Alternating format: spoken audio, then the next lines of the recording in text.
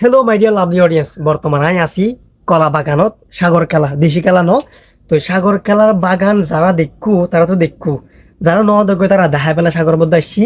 এই যে মাশাআল্লাহ দেখতে লাগবে তোমরা, এই যে কলা অলরেডি দর্জি। তো এই কলা বাগানের মালিক জিবা আছে কি ধরেন নাই বিদায় নলিবে তো ফসল লইতে মানে কিভাবে কি গজি নগজি। তো নাই যেহেতু আসলে কিছু তো করিবেন নাই। তো এই মাশাআল্লাহ দেখতে লাগবে তোমরা কলা। তো এই খুবই সুন্দর এবং যারা আসলে কৃষি কাজ করে আর কেমন তাই যে দেখতে লাগবো, এটা ছোট ছোট দেখতে লাগবো কেউ তারা হাড়ে দিব কিন্তু তো রাখতো না কিনলে। তো আর এখন গিয়া করতে দেখি আর কলা গাছ তো উগ্র কলাই হয়। ইবে যেহেতু সরি ইবে হাড়ি ফেলাইবো, এরপর কি করিব ইবে হাড়ি ফেলাইবো, ইয়ার পরে এই তো রাখিব যোগ্য। তো এই এর 27টা উড়িল ইতার সৌভাগ্য হাড়ি উগ্র রাখিব যায়। আর 27টা বেগুন তুলি বেলা সারি কলা বাগান নষ্ট হয়ে যাবে, এনে স্বাভাবিক। তো মূলত গিয়ে আসি বর্তমানে কলা বাগানত মালিক কেন দিয়ে আছে আরো একদম বাইরে। তো এই যে দেখতে লাগবো মাশাল্লাহ, এই যে সরি আর দেখতে লাগবো, এই এডে আরো দেখতে লাগবো সরি শোনো মাশাআল্লাহ এবার দেখতে লাগবো হাবিব মাঝি। হাই তো দেখতে লাগবো।